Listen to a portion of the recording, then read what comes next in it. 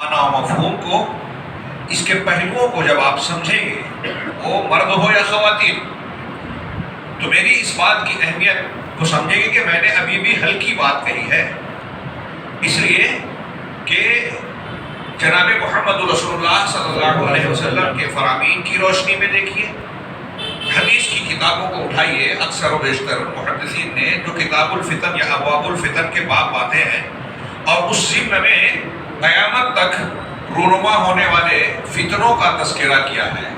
یہ تذکرہ محض اس لیے نہیں کیا کہ پہلے بتا دیا، یہ اطلاع معلوم ہو جائے بس کافی ہے، یہ اللہ کے نبی صلی اللہ علیہ وسلم کے نبی ہونے کی دلیل بھی ہے، اسلام کے قیامت تک کی رہنمائی ہونے کی دلیل بھی ہے، اور ہم کو اور آپ کو چاہے جس زمانے اور علاقے میں پیدا ہو رہے ہیں اس میں ہمارے لیے اسلام کی تعلیمات کا گھیراؤ بھی ہے کہ کوئی پہلو 1400 سال پہلے نازل ہونے والے دین نے ہمارے اور آپ کے لیے چھوڑا نہیں، ہر موضوع پر بھرپور روشنی ڈالی، جس طرح صراط مستقیم کو، اسلام کو، جنت کے راستے کو صاف صاف بیان کر دیا، اسی طرح اس کی ضد کو، کفر ہو، شرک ہو، جاہلیت ہو، جو جہنم کی طرف لے جانے والے اور ہدایت کو داغدار اور مجروح کر دینے والے امور ہیں، ان کو بھی بالکل کھول کھول کر صاف صاف بیان کر دیا۔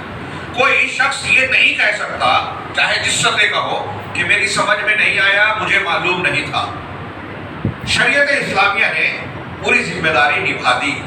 عنوان ہے شبہات کے فتنے، عنوان کو اختصاراً سمجھیں، لفظ شبہات شبہ سے ہے، شک شبہ ہم اردو میں بھی استعمال کرتے ہیں، اسی طرح ایک لفظ مشتبہ، مشتبہ اور مشتبہ امور، وہ امور جس میں انسان کو شبہات ہوں اور صحیح اور غلط کا ٹھیک ٹھیک علم نہ ہو سکے، ڈاواں ڈول ہو، کبھی یہ صحیح لگتا ہے کبھی اس کے خلاف والی بات صحیح لگتی ہے تو کہتے ہیں مشتبہ ہے۔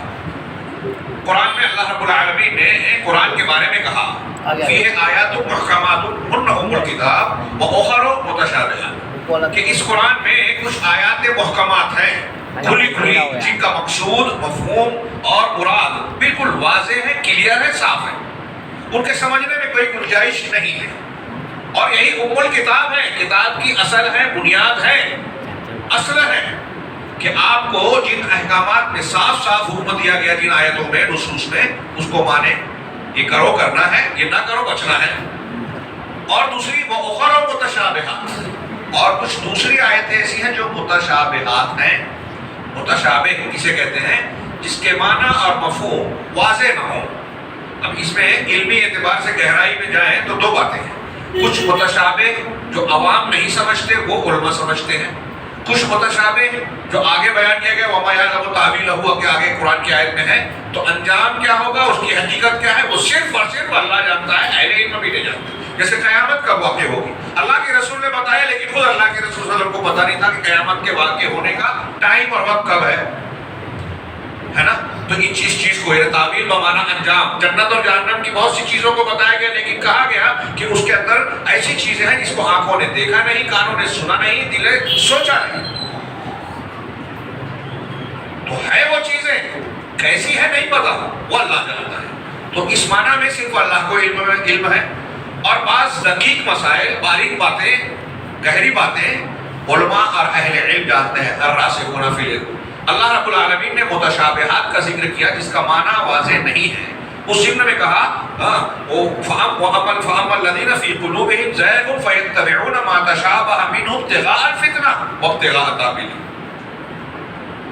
جن کے دلوں میں ٹیڑھ ہے، ہمارے موضوع سے متعلق بات اب آ رہی ہے، واضح کی غور، اللہ کا فرمان، جن کے دلوں میں ہی ٹیڑھا پن ہے، انحراف ہے، وہ ان آیتوں کے پیچھے، ان احکامات کے پیچھے چلتے ہیں، پیچھے پڑ جاتے ہیں جو ان میں متشابہ ہیں۔ کیوں؟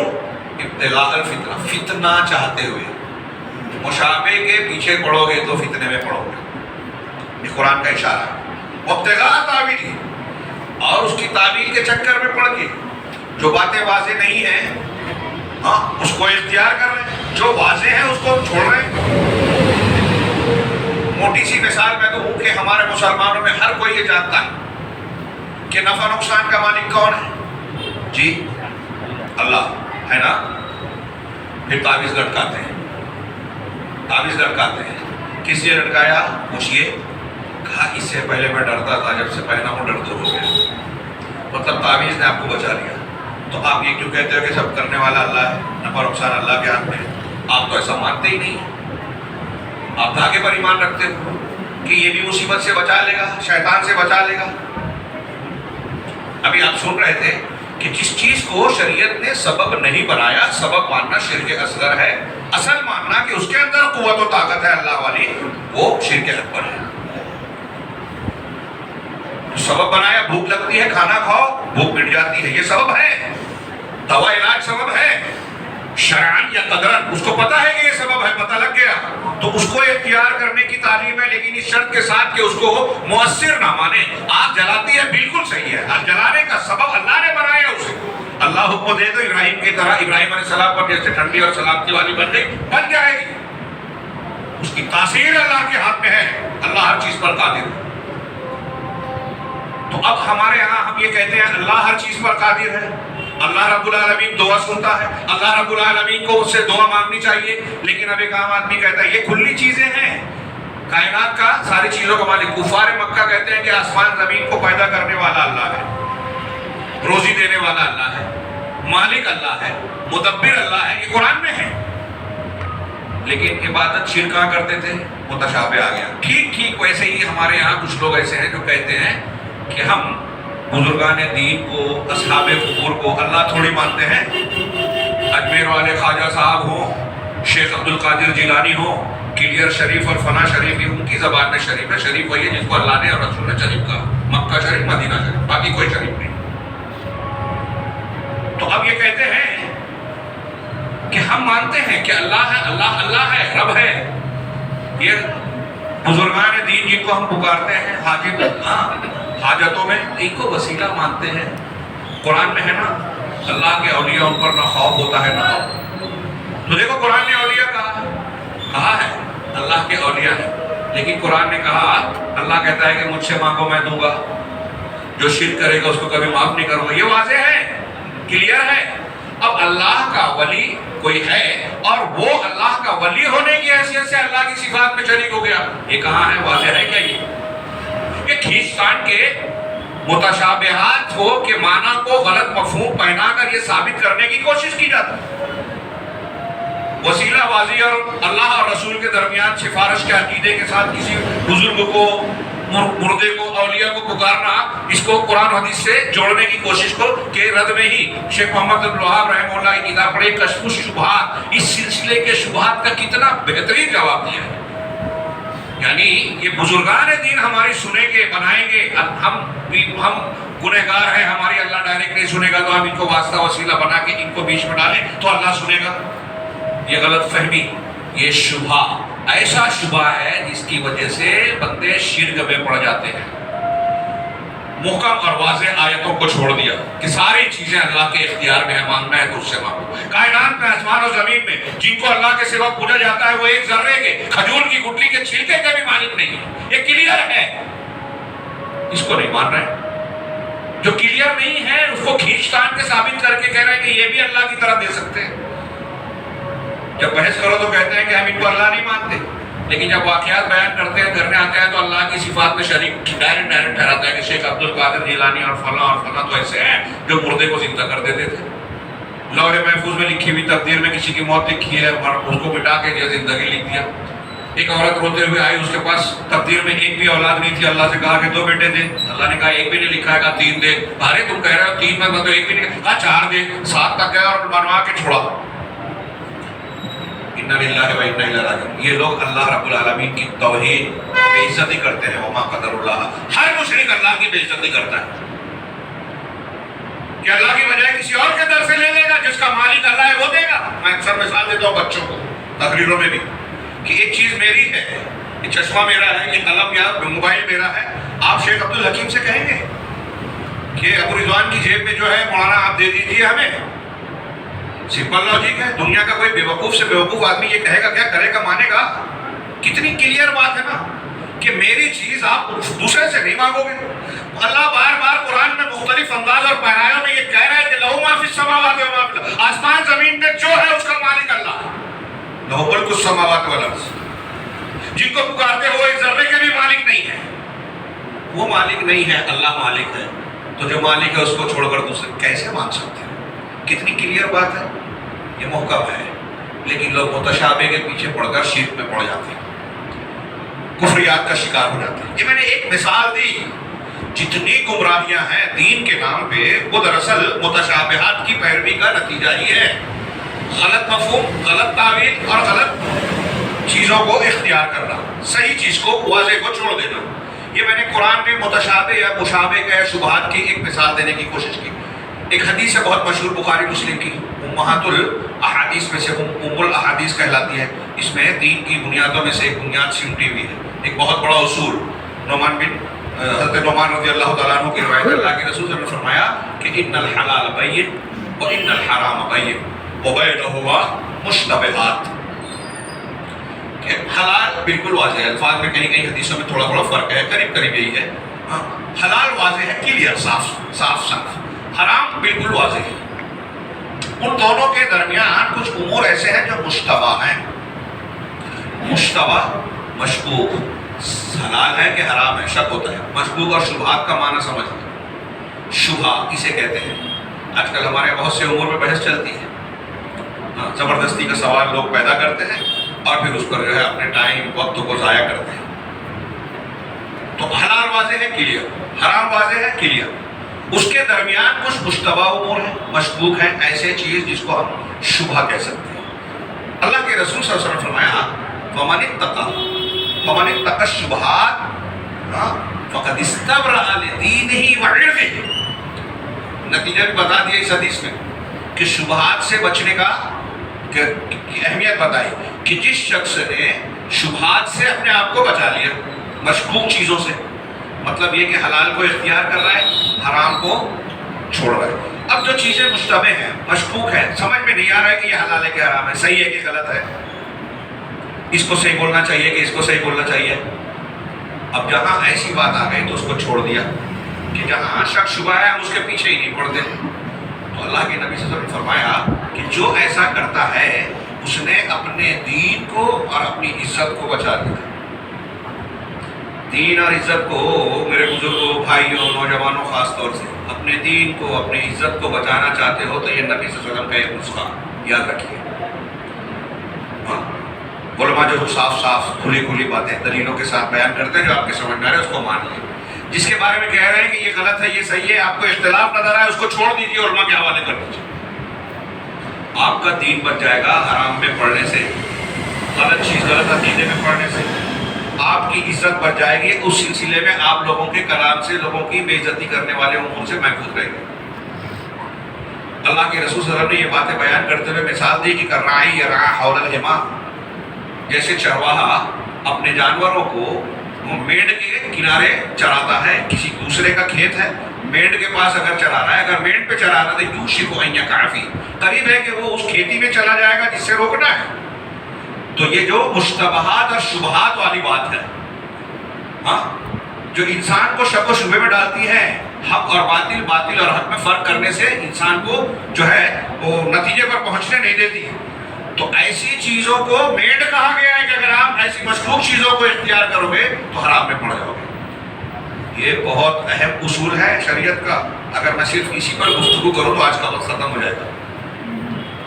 آج کل سود بھی، آج اسٹاک ایکسچینج، ہمارے یہاں بحث چلتی ہے، فلاں آدمی نے اسکیم لائی ہے، جزاک اللہ ماشاء اللہ بول کے جو بول رہے ہیں کہ ہمارا کاروبار اسلامی ہے، اور آپ جزاک اللہ اور ماشاء اللہ بول کے کروڑوں لگا دیے، گھر بیچ کے لگا دیے.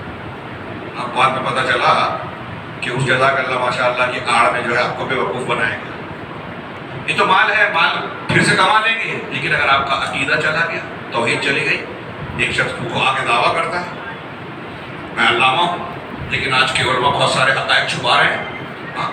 صحابہ کرام پر برا بھلا، ان پر گالیاں، امیر معاویہ ایسے تھے، واقعہ کربلا کی حقیقت یہ تھی، فلاں صحابہ ایسے، اور ہمارا نوجوان متاثر ہے. علماء کرام بھی بتائے نہیں. علماء کرام جانتے ہیں آپ کو کیا نہیں بتانا ہے. علماء ہے اس لیے جو بتا رہا ہے جاہل ہے، اس لیے بحث کر رہا ہے.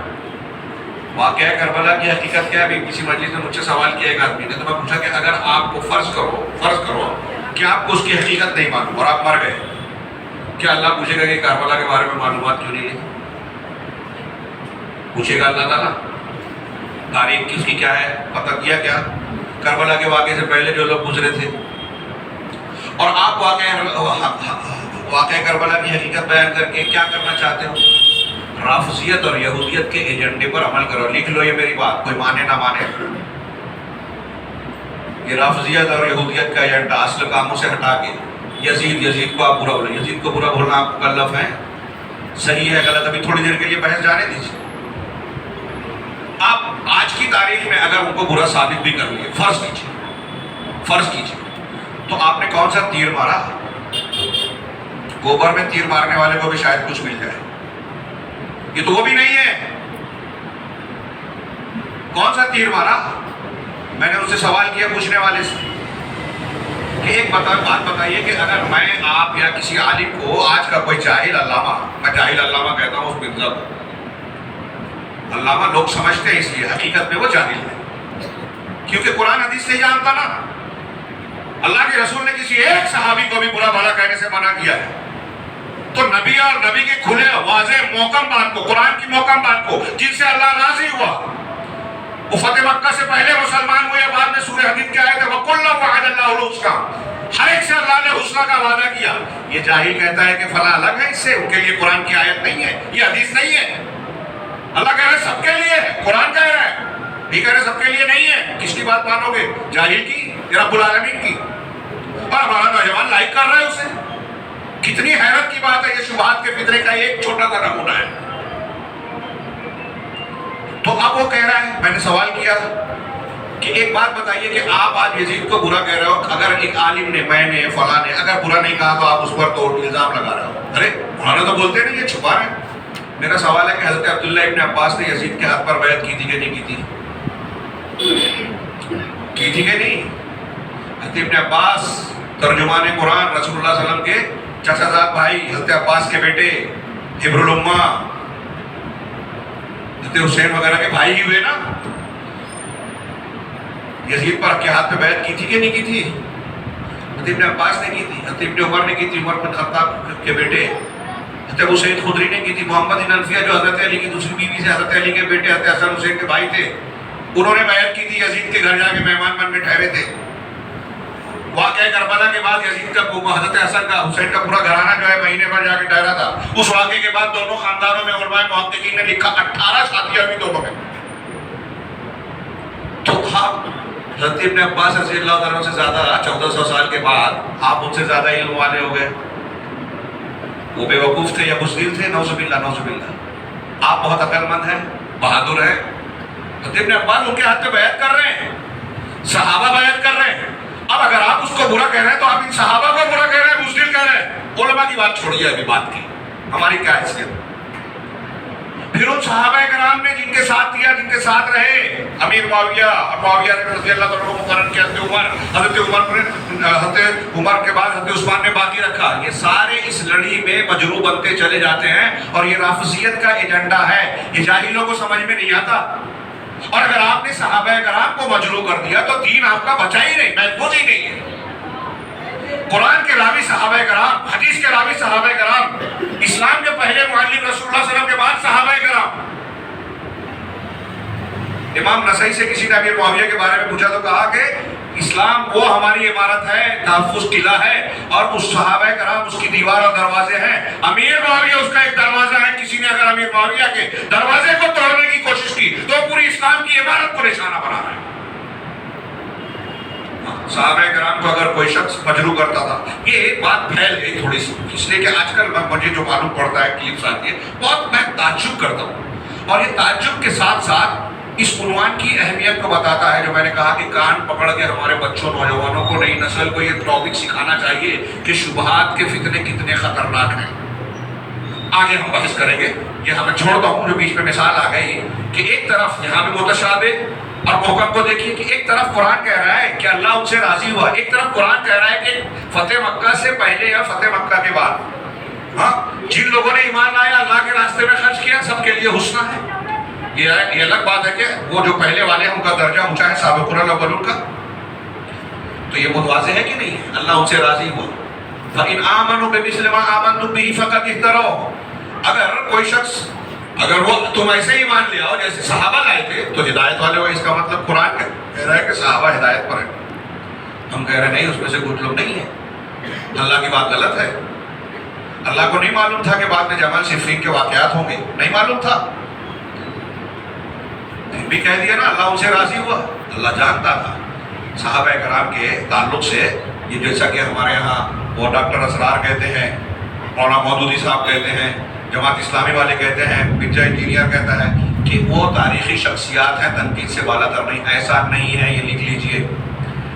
نوجوانوں سے کہہ رہا ہوں، ماؤں بہنوں سے بھی کہہ رہا ہوں، ایسا نہیں ہے. صحابہ کرام کی عدالت کو ماننا، صحاحت کو ماننا، ان کو تمام بعد کے مسلمانوں کے مقابلے میں سب سے اونچے درجے والا ماننا. تمام صحابہ میں حضرت ابوبکر صدیق کو، پھر عمر فاروق کو، پھر عثمان غنی کو، پھر حضرت علی کو، پھر اشرف مبشرہ کو، پھر اصحاب بدر کو، پھر اصحاب حدیبیہ کو، اور بعد میں جن کا نام لے کر اللہ کے رسول صلی اللہ علیہ وسلم نے فضیلت اور جنت کی بجا دی، ان کو اس درجے میں ماننا. یہ ہمارے عقیدے کا، دین کا حصہ ہے، تاریخ نہیں ہے. یہ تاریخی بحث نہیں ہے آپ کے اور میری طرح، تابعین اور بعد کے لوگوں کی طرح. کوئی یہ کہے کہ یہ تاریخی شخصیات نہ ہے، یہ عقیدہ ہے. نہیں ماننے پہ قرآن کا انکار ہے، حدیث کا انکار ہے، اور یہ نا انکار قرآن و حدیث سے آدمی کافر ہو جاتا ہے. اس لیے ایک نہیں، آپ سلف میں سے محدثین اور سلف کے بڑے بڑے علماء اور کبار علماء میں سے کسی کو نہیں پائیں گے. ہمارے عقیدے کی کتابوں میں ہر ایک میں لکھا صحابہ کرام پر کا احترام کرنا، ان کی تعریف کرنا، ان کو ساتھ حسن ظن رکھنا ایمان ہے.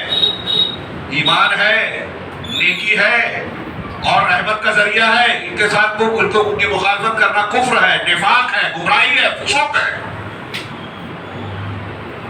ایک صحابی کو نہیں کسی نے گالی دی، ایک کو. ملحد ہے. امام زرار راضی کہتے ہیں اگر تم دیکھو کہ صحابہ کرام کو کوئی برا بھلا کہہ رہا ہے، سمجھ جاؤ کہ وہ زندیق اور ملحد ہے.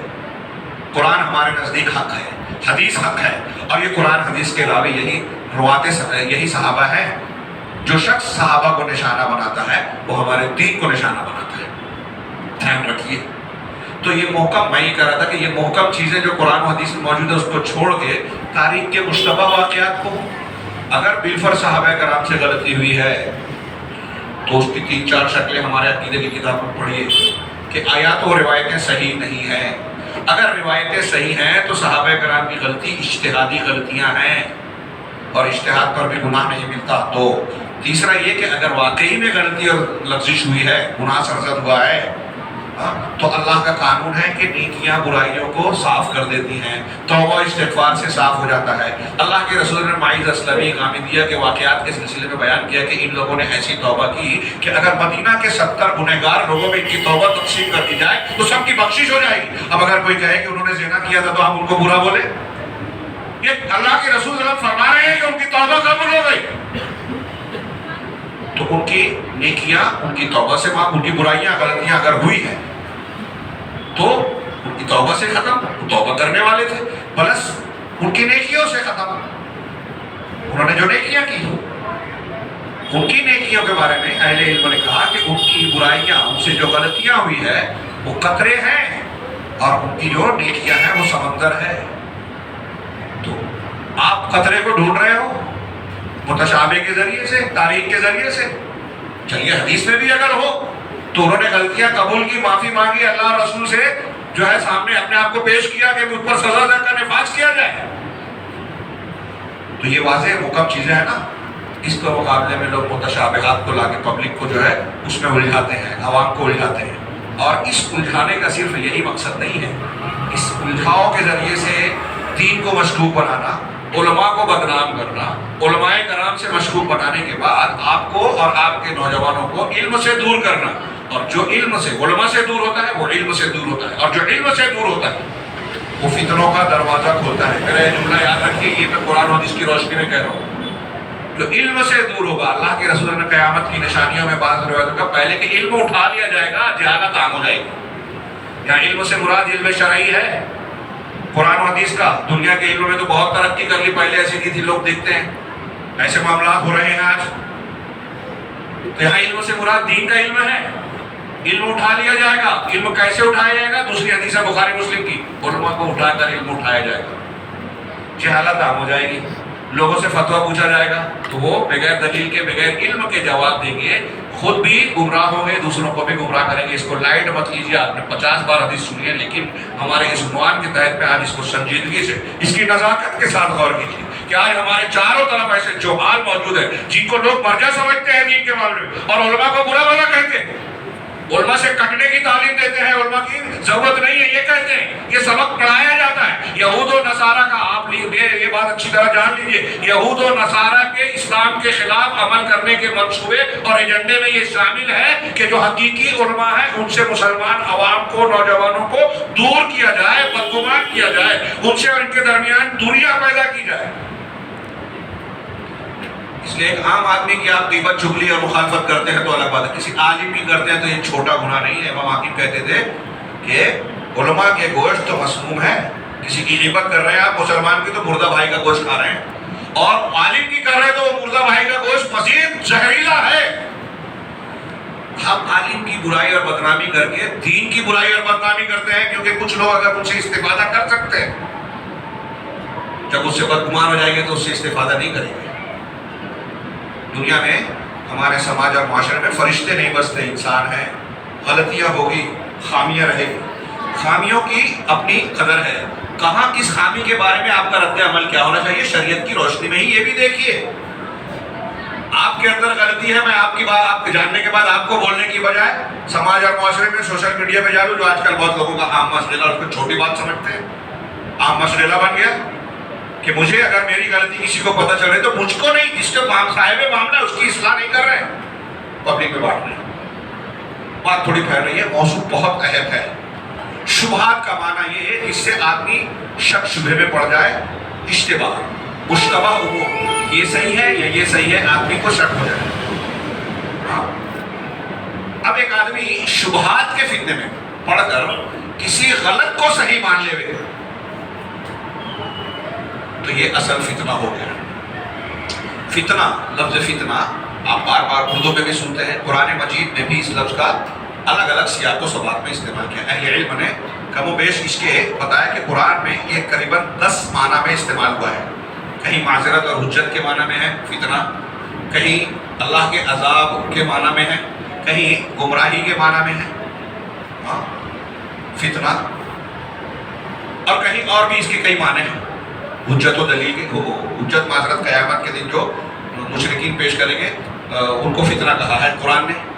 تو تقریباً 10 معنی ہیں. ہم جس فتنے کی گفتگو کر رہے ہیں یہ وہ امور ہیں جس کے بارے میں اللہ کے نبی صلی اللہ علیہ وسلم نے امت کو، ہم کو، آپ کو اور قیامت تک کے مسلمانوں کو آگاہ کیا ہے کہ فتنوں کا ظہور لگاتار ہونے والا ہے، یا کہ بعد دیگرے اس سے ہوشیار رہنا، بچنا. اس فتنے کے معنی میں علماء نے جو تفصیلات بیان کی اس کا حاصل مختصراً میں اپنے الفاظ میں بیان کروں کہ یہ وہ چیزیں ہیں جس کے بارے میں انسان پڑھ کر اپنے دین و ایمان کو خراب کر لیتا ہے.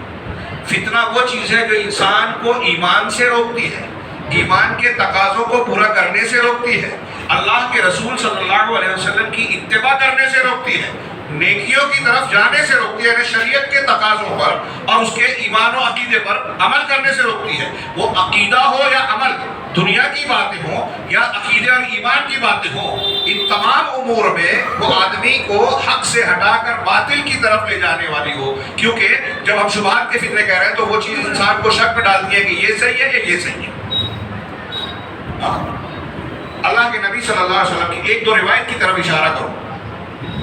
جیسے قیامت کی علامتوں کے سلسلے میں بخاری مسلم میں مختلف الفاظ سے آئی ہیں، اس میں ان من اشراط الساعہ، قیامت کی نشانیوں میں سے ایک نشانی یہ ہے ان یرفع العلم اور یقبض العلم اور یقل العلم. الگ الگ الفاظ ہیں. علم اٹھا لیا جائے گا، جہالت عام ہو جائے گی، عمل کم ہو جائے گا، لوگ کام ہی کم کریں گے، دین کا پر عمل کم کریں گے، یا کریں گے مگر بدعت والا کریں گے تو اللہ کے یہاں اس کی کوئی حیثیت ہی نہیں ہے. تھوڑی سی محنت ہو بھی رہی ہے تو غلط طریقے سے، یا کریں گے اور اخلاص نہیں ہے تو بھی قبول ہونے والا نہیں ہے. تو عمل کم ہو جائے گا، حرص و لالچ بڑھ جائے گا.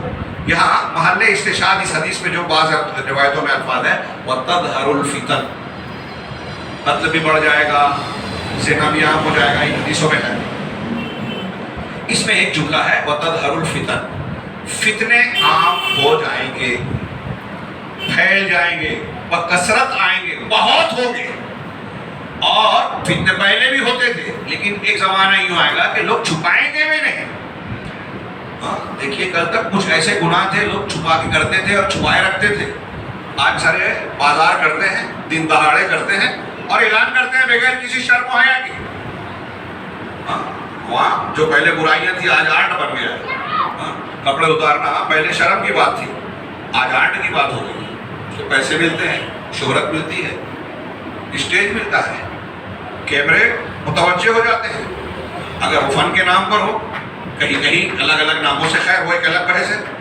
تو یہ فتنے عام ہو جائیں گے. اللہ کے رسول نے فرمایا، صحیح مسلم کی وہ حدیث آپ نے بہت مرتبہ سنی، اللہ کے رسول نے فرمایا بادروا بالاعمال فتنا کقطع اللیل المظلم. تاریک رات کے مختلف حصوں کی طرح، جیسے تاریک رات کے مختلف حصے ایک کے بعد ایک حصے آتے ہیں، ایسے ہی اس طرح کے یکے بعد دیگرے ایک کے بعد ایک آنے والے فتنوں کے آنے سے پہلے تم اپنے نیک اعمال کر لو، عمل میں بڑھ جاؤ. اس کے آگے اللہ کے رسول نے جو فرمایا، اگر آدمی ایمان کے کان سے سنے تو ہل جائے دہل جائے. اللہ کے رسول نے فرمایا کہ یصبح الرجل مؤمنا ویمسی کافرا، ویمسی مؤمنا ویصبح کافرا، یبیع الرجل دینہ بعرض من الدنیا، کہ صبح میں آدمی مومن ہوگا، شام میں کافر، شام میں مومن ہوگا، صبح میں کافر. دنیا کی معمولی چیز اور سامان کے بدلے میں ایمان، اپنا ایمان آدمی بیچے گا. کہ آج یہ نقشہ ہمیں ہمارے ارد گرد نظر نہیں آتا. تھوڑی دیر کے لیے سوچیے اس حدیث کے الفاظ پہ. آدمی صبح میں مسلمان ہے، اللہ کے رسول اللہ کا فرمان ہے ثابت شدہ اور صحیح، صبح میں مسلمان ہے، شام میں کافر کیسے ہو جائے گا؟ صبح میں ٹھیک ٹھاک تھا، شام ہوتے ہوتے مان لیا، کسی صوفی کے چکر میں آ گیا. اور لا الہ الا اللہ جو توحید رب کو بتاتا تھا، اس نے بتایا کہ پوری کائنات ایک ہے، کائنات رب ہے، رب کائنات ہے. کلمہ شرک کہہ دیا، لا الہ الا اللہ کا مطلب میں شرک ڈال دیا. تو پیر صاحب کے ہاتھ پر بیعت کی اور پیر صاحب نے وحدت الوجود کا سبق پڑھایا، آدمی مسلمان سے کافر مشرک ہو گیا. معاف کیجیے گا کسی کو برا لگ رہا ہو. تمام انبیاء شرک کا رد کرنے آئے تھے. وحدت الوجود اس دنیا کا سب سے گھناؤنا شرک ہے. مجھے سمجھ میں نہیں آتا لوگ اس کا کھل کے رد کیوں نہیں کرتے. ہندوستان پاکستان میں ہمارے ہاں تصوف اور صوفیوں کے سلسلوں کے راستے سے وحدت الوجود اتحاد کا یہ انتہائی گھناؤنا عقیدہ بالکل عام ہے. اور آپ اس کا رد کریں گے تو لوگوں کو برا تو لگے گا، لیکن بتائیے کیا یہ قرآن و حدیث کا عقیدہ ہے؟ نہیں، یہ کفار مکہ کے لوگوں، کفار مکہ کے عقیدے سے بھی برا عقیدہ ہے. میرا جملہ نہیں ہے، علامہ ابن ابی العز حنفی رحمہ اللہ، یہاں طلبہ موجود ہے، علماء کرام پڑھتے ہیں شرح التحاویہ، اس میں موجود ہے کہ حلول اور اتحاد کا جو عقیدہ ہے نا، وحدت الوجود کا اتحاد کا عقیدہ، یہ نصارہ کے کفر سے بھی زیادہ گھناؤنا ہے. اشنع کا لفظ ہے، اشنع من کفر النصارہ، ان سے زیادہ خطرناک اور گھناؤنا کفر ہے. کیوں؟ اس لیے کہ ان لوگوں نے تو اللہ کے حلول کو صرف حضرت عیسیٰ میں مانا. تو یہ تو کہتے ہیں پوری کائنات کی ہر چیز میں اللہ ہی اللہ ہے. آپ پڑھیں گے نا تو دہل جائیں گے، ڈر جائیں گے. ابن عربی تلمسانی اور ان کے جو ماننے والے لوگ ہیں، ابن فارس، کتے کی لاش میں کہا اس میں بھی اللہ ہے، نعوذ باللہ من ذالک. آپ میں، مجھ میں، سب میں اللہ ہے. فرعون میں بھی اللہ تھا. غیر مسلم جس مورتی کی پوجا کرتا ہے اس میں بھی اللہ ہے. تو اب صبح میں وہ مانتا تھا، شام میں یہ مان لیا. صبح میں ٹھیک ٹھاک تھا، شام ہوتے ہوتے صحابہ اگر آپ کو برا بھلا بولنے لگا، اس لیے کہ کسی مرزا کی تقریر سن لی، کسی انجینئر کی تقریر سن لی، اور وہ بھی صحابہ کرام کو برا بھلا بولنے لگا. صبح مسلمان تھا، اب نہیں ہے. ویسا مسلمان تو نہیں ہے. ابھی آپ کہیں گے کہ فتویٰ دے رہے ہیں، نہیں، یہ اصولی بات ہے. معین کو نہیں کہہ رہے ہیں، اس کے درجے کے مطابق اس کا جو ہے ایمان کم و بیش ہوگا، یعنی وہ اس کا کفر ہوگا جس درجے کا وہ صحابہ کرام کی مخالفت کرنے والا ہے. ایک آدمی اپنے آپ کو مسلمان، اسلامی پابندی کرنے والا، تحریکی اسلام کو نافذ کرنے والا، پوری دنیا میں جتنے بدعتی ہیں سب کی تائید کر رہا ہے، اور جو اہل الحدیث سلفی ہیں ان کی مخالفت کر رہا ہے. حماس، اخوان، یہ بار بار ثبوت سامنے آئے ہیں کہ ان کے تانے بانے شیعوں سے رافضیوں سے ملے ہیں اور دونوں کے تانے بانے یہودیوں سے ملے ہوئے ہیں۔ نیتن یاہو کے بیان میں بھی آ چکا، ہیلری کلنٹن نے بھی بیان کیا۔ M16 برطانیہ کی خفیہ ایجنسی، ہاں کیا نام ہے وہ امریکہ کی ایجنسی، ISI CIA اس کی امریکہ کی ایجنسی، موساد، ان کے بیانات آ چکے ہیں اور ریکارڈ چیزیں آ چکی ہیں کہ انہوں نے قدم قدم پر استعمال کیا ان کو مسلمانوں کے خلاف۔ تو جو لوگ روافض کو، بدعتیوں کو اس کا ساتھ دیتے ہیں، پڑھیے آپ یا دفتر اٹھا کے پھینک دیجئے۔ آج ہم اپنے آپ کو علامہ کہتے ہیں، بھری پڑھیے کتابیں ہماری علماء سلف کی، اہل بدعت کے ساتھ ایک مسلمان کو کیسا ہونا چاہیے جا کے دیکھیے، پڑھیے، حیرت زدہ رہیں گے آپ۔ بڑے بڑے علماء، فضیل ابن عیاض کہتے ہیں کہ میں یہودی اور نصرانی کے ساتھ کھانا کھاؤں یہ چل جائے گا، مجھے گوارا ہے، کسی بدعتی کے ساتھ کھانا کھاؤں یہ گوارا نہیں۔ یہ میں ایک قول بتا رہا ہوں، ایسے آپ کو سینکڑوں ہزاروں اقوال ملیں گے۔ اس کی وجہ بتائی ہے انہوں نے کہ بدعتی آپ کے دین کو بگاڑے گا، بدعتی کے ساتھ نہیں دینا۔ اگر کوئی شخص بدعتی کا ساتھ دیتا ہے، اہل علم نے کہا، سلف کے علماء ایک نہیں بیسیوں، اگر کوئی شخص کسی بدعتی کا دفاع کر رہا ہے وہ انہی میں شمار کیا جائے گا۔ اب اگر کوئی شخص رافضیوں کا دفاع کر رہا ہے، شیعوں کا دفاع کر رہا ہے، وہ جماعت اسلامی ہو، اخوانی ہو، تحریکی ہو، کوئی بھی ہو، نام لینا پڑ رہا ہے، مجھے مجبور ہو، ہمارے بچے سمجھتے ہی نہیں۔ یہ مرزا شیعوں کا دفاع کرتا ہے، ساتھ دیتا ہے، اس کو آپ لائک کرتے ہو؟ خوارج جو آج کے خوارج ہیں ان کو آپ لائک کر کے فارورڈ کرتے ہو؟ میں بہت جگہ پیش کرتا ہوں اللہ کے رسول صلی اللہ علیہ وسلم کا فرمان کہ اللہ کے رسول نے کہا کہ ان کی نماز کے سامنے صحابہ کو کہا تم اپنی نماز کو کم سمجھو گے، ان کے روزوں کے سامنے اپنے روزوں کو، ان کی قرات کے سامنے اپنی قرات، وہ قرآن تو پڑھیں گے حلق کے نیچے نہیں اترے گا۔ میں اکثر سوال کرتا ہوں کہ بتائیے کہ آج کے زمانے میں ویسی نماز پڑھنے والا، روزہ رکھنے والا، قرآن پڑھنے والا ہمارے بیچ میں آ جائے تو ہم لوگ کیسے سمجھیں گے؟ کتنا دھوکہ کھائیں گے؟ لائک کریں گے، ساتھ دیں گے، لیکن یہ لائک کرنے اور ساتھ دینے کی بنیاد نہیں ہے۔ ہم کو شریعت کے جو اصول دیے ہیں، ولا برا، دوستی دشمنی کو، اس کو سمجھیے، پڑھیے، کان پکڑ کے اپنے بچوں کو سمجھائیے کہ ولا برا کی بنیاد کیا ہے۔ اپنے عقیدے کی حفاظت، شبہات سے بچنے کی تلقین، فتنوں سے بچنے کی تلقین کیجیے، اپنے آپ کو متنبع کیجیے۔ ہم چیختے چلاتے ہیں ہماری بچیاں مرتد ہو رہی ہیں، ہمارے بچے اسلامی شریعت پر اعتراض کر رہے ہیں، منکرین حدیث کے دام میں پھنس رہے ہیں، تصوف کو اختیار کر رہے ہیں، اللہ کے اسماء و صفات میں جو ہے گمراہی کا شکار ہو گئے، تقدیر کا انکار کرنے لگے، سوال اٹھاتے ہیں، علماء کا رد کرتے ہیں، قرآن حدیث کا رد کرتے ہیں، صحابہ پر تنقید کرتے ہیں۔ یہ سارے فتنے ہیں اور شبہات کی بنیاد پر پیدا ہوتے ہیں۔ ہم نے خود نہیں پڑھا ہے تو اپنے بچوں کو بتائیں گے کیا؟ ہم نے اس کی قدر و قیمت کو سمجھا ہی نہیں ہے۔ آپ بہت نماز پڑھنے والے، روزہ رکھنے والے ہیں، لیکن آپ فتنوں کے شبہات کے فتنے میں پڑھ کر عقیدہ اگر آپ نے بگاڑ لیا تو آپ کی ساری نیکیاں ضائع ہو گئی۔ ایک شرک اور کفر کہا، اس کو شبہات میں پڑھیے، ساری دینیات پر آپ عمل کر رہے ہیں، لیکن ایک کفر اکبر شرک اکبر کا کلمہ منہ سے نکالا، مذاق کی بنیاد پر بھی اللہ تعالیٰ نے قرآن میں کہا ہے سورہ توبہ میں کہ تم کافر ہو گئے۔ قل اب اللہ و آیاتہ و رسولہ کنتم تستہزئون لا تعتذروا فقد کفرتم بعد ایمانکم۔ چھوٹی بات ہے کیا؟ غور کرنے کی بات ہے۔ اور کفر پہ آپ مر گئے تو دنیا کتنی بھی کما کے گئے ہو سب بیکار ہے۔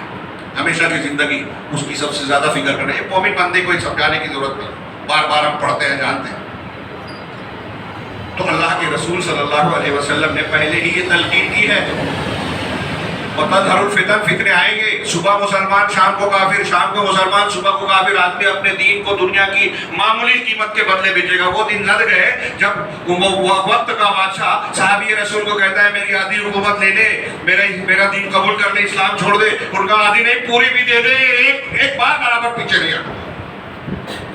ہم واقعات کہانی کی طرح پڑھ کے بھول جاتے ہیں۔ وہ تھا ثابت قدمی۔ شبہات کے فتنے وہ ہے جو انسان کے دین پہ ثبات کو ڈگمگا دے وے، ہلا دے وے، ہٹا دے وے، منحرف کر دے وے۔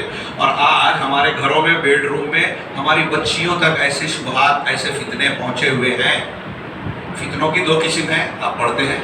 ایک فتنے وہ جن کو شبہات کے فتنے کہتے ہیں جو آج ہمارا موضوع ہے، ایک فتنے وہ جن کو شہوات کے کہا ہے۔ شہوات کے ہرس، لالچ، وہ گناہ جس میں انسان اپنی لذت محسوس کرتا ہے، جوا، شراب، زنا، یہ شہوت ہے، اس سے عقیدہ نہیں بگڑتا۔ اور شبہ اگر آ جائے جو دل پہ اثر انداز ہوتا ہے، دل میں جس کی وجہ سے بگاڑ آتا ہے، تو اس سے عموماً عقیدہ بگڑتا ہے۔ دھیان دیجئے، میں نے ابھی خوارج کی مثال دی، ان سب چیزوں کو آپ جوڑیے، یہ غیر متعلق ایک بات بھی میں نے نہیں کی ہے۔ میں نے اب یہ جو سمجھایا کہ شبہات کے فتنے سے عقیدہ بگڑتا ہے، اور یہ اگر بگڑ گیا تو ایک آدمی کبھی تہجد نہ چھوڑتا ہو تو بھی بیکار ہے۔ خوارج کی بات ابھی میں نے کہی کہ اللہ کے رسول صلی اللہ علیہ وسلم نے فتنوں کا ذکر کیا، ہاں، یہ کے بعد دیگرے، اس طرح فتنوں کی لڑی جیسے ایک ہار ٹوٹتا ہے تو یہ کے بعد دیگرے، جس طرح تو اس کے نگینے ٹوٹتے ہیں، مہرے ٹوٹ ٹوٹ کر گرتے ہیں، ایسے ایک کے بعد ایک فتنے آئیں گے، رسول اللہ صلی اللہ علیہ وسلم نے بتا دیا۔ اور آپ نے کہا کہ اس سے تم ہوشیار رہنا، فتنوں سے بچنے کی تعلیم دی۔ آپ نے فرمایا کہ ستکون فتن، ان قریب فتنے ہوں گے، بخاری وغیرہ میں روایت ہے۔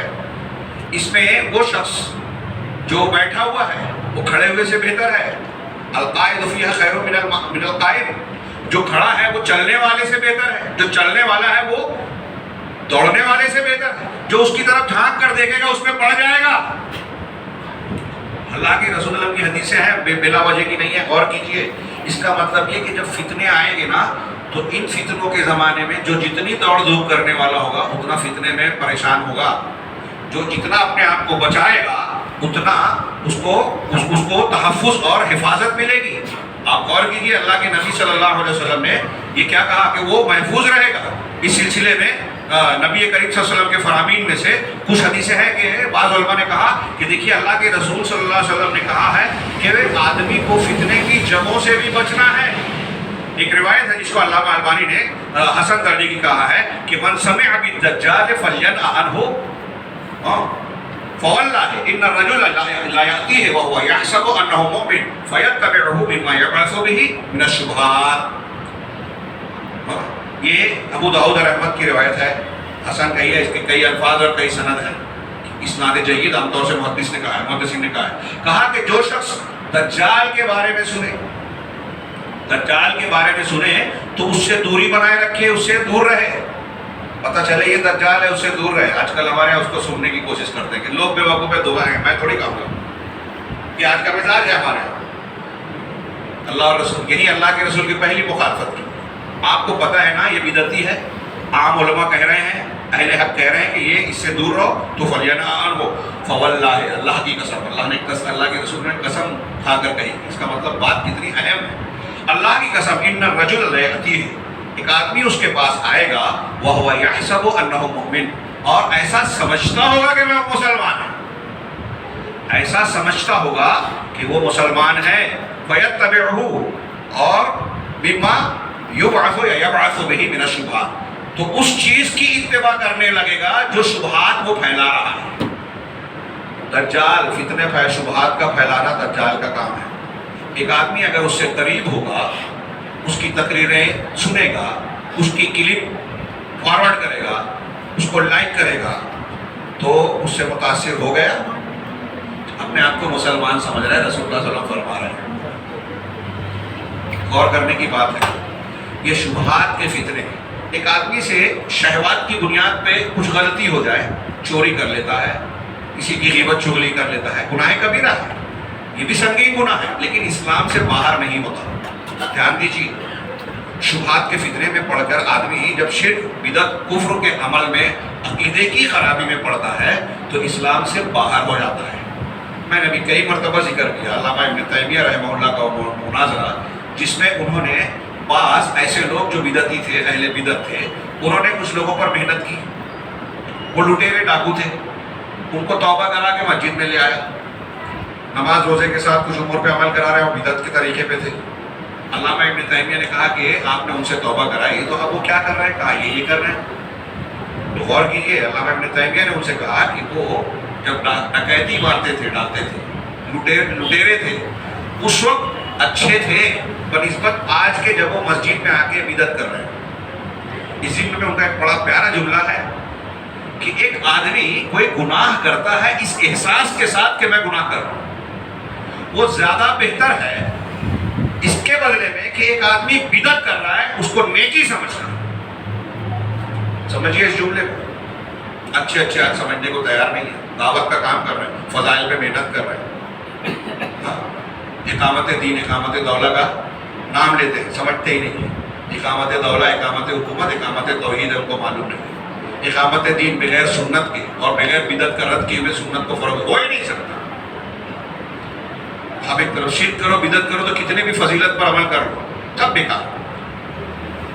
تو علامہ ابن تیمیہ نے کہا کہ ایک بدعت پر اگر آپ عمل کرو، بدعت آپ نے کسی کو بدعت کروائی، وہ اچھا سمجھ کے بدعت کر رہا ہے، نیکی، بدعت کرنے والا بدعت کو نیکی اچھا ہی سمجھتا ہے، اسی لیے حضرت امام سفیان کہتے ہیں کہ بدعت سے توبہ نہیں کی جاتی، کیونکہ بدعت کرنے والا اپنی بیماری کو بیماری سمجھتا ہی نہیں ہے نا،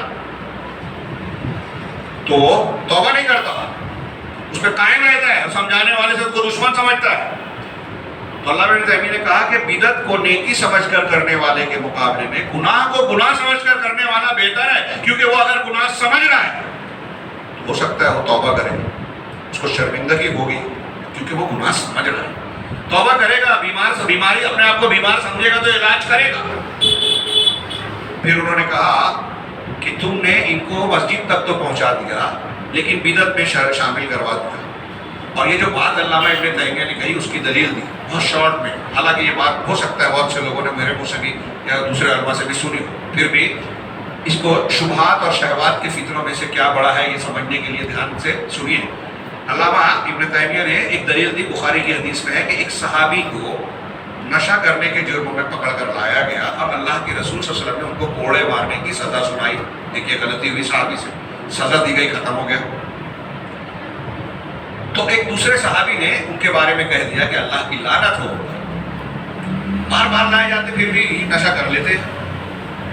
نبی کریم صلی اللہ علیہ وسلم کہا لا تلعنوا، انہیں لعنت نہ مت بھیجو ان پر، ملعون نہ بناؤ، اور اپنے بھائی کے خلاف شیطان کی مدد نہ کرو، فإنه يحب اللہ ورسولہ، نوٹ کیجئے، اللہ کے رسول فرما رہے ہیں کہ یہ اللہ اور اس کے رسول سے محبت کرتے ہیں، محبت دل میں ہوتی ہے، توحید کی بنیاد پر ہوتی ہے، رسول کی محبت صحیح عقیدے کی بنیاد پر ہوتی ہے، محمد رسول اللہ کے عقیدے کی بنیاد پر۔ تو اللہ کے رسول صلی اللہ علیہ وسلم نے اس صحابی کے بارے میں جو ہے گواہی دی، یہ اللہ اور اس کے رسول سے محبت کرتے ہیں، مطلب عقیدہ صحیح ہے، لہذا نشہ کرنے پہ ان کو برا بھلا مت بولو، نفرت مت کرو، جتنا گناہ ہے اتنی نفرت کی جائے گی مومنوں سے بھی، لیکن اس کو بھائی سمجھا جائے گا۔ سعودی عرب کی مخالفت کرنے والے نوٹ کریں، وہاں عقیدہ صحیح ہے، پورے ملک میں کھلے طور سے کوئی شرک نہیں کرتا، نہیں کر سکتا، اس کی برائی آپ کرتے ہو، وہ عقیدہ صحیح ہے، اللہ کے رسول نے صحیح عقیدے والے کی غلطی پر بھی کہا برا بھلا مت بولو۔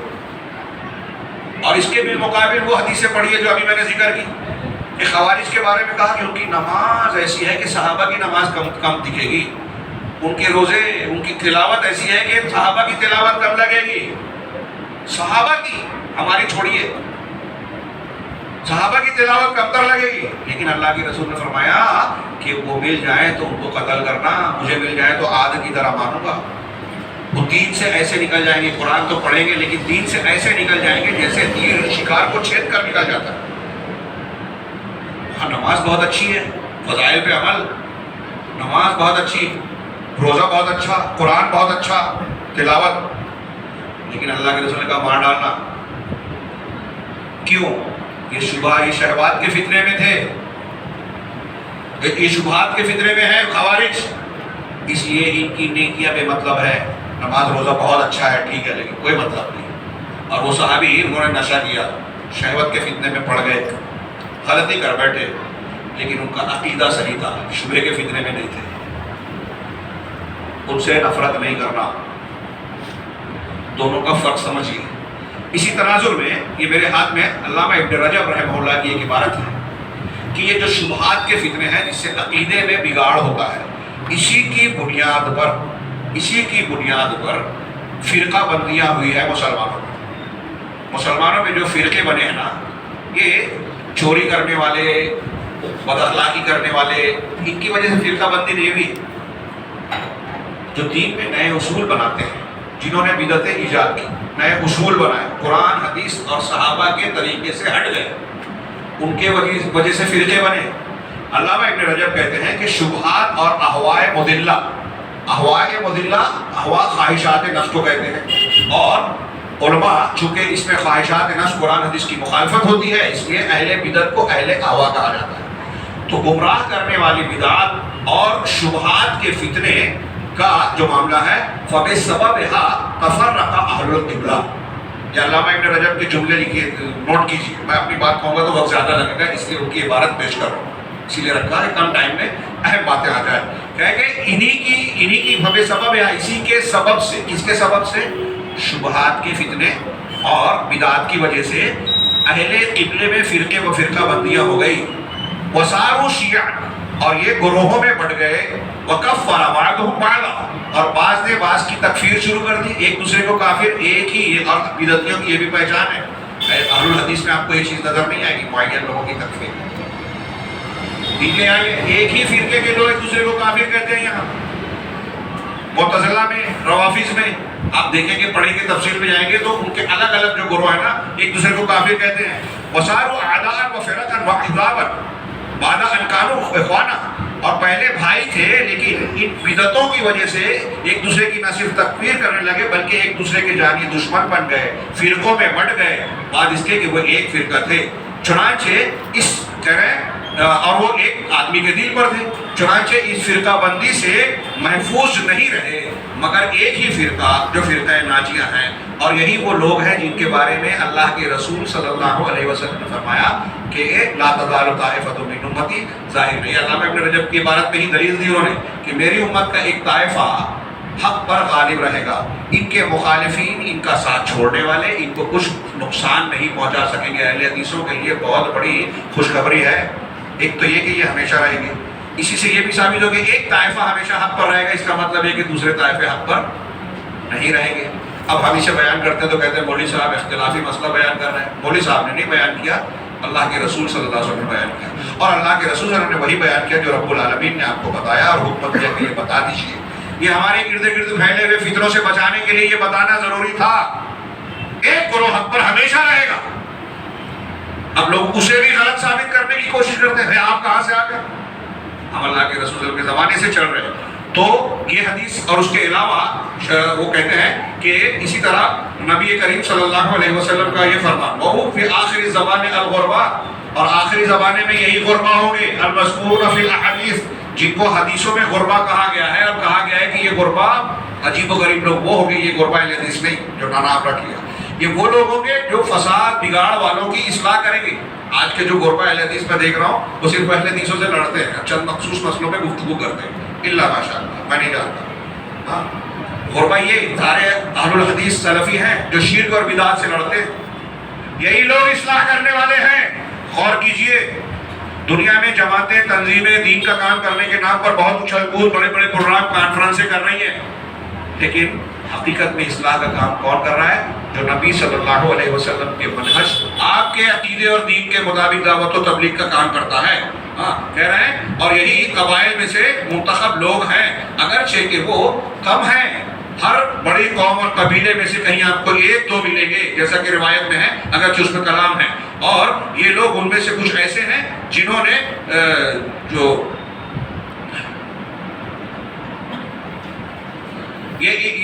یہ قوم ایسے ہے کہ یہ آج کے زمانے میں ایسے ہی ہیں، مسلمانوں کے بیچ میں بھی ایسے بن گئے جیسے شروع میں کوئی اسلام کا کلمہ پڑھتا تھا، اللہ کے رسول صلی اللہ علیہ وسلم پر ایمان لاتا تھا تو اس کے قوم میں، قبیلے میں، شہر میں لوگ اسے اجنبی محسوس کرنے لگتے تھے، ارے یہ کیا نیا دین ہے، یہ بھی بددین ہو گیا، یہ گمراہی کا شکار ہو گیا، یہ تو ایسا ہو گیا، یہ تو ویسا ہو گیا۔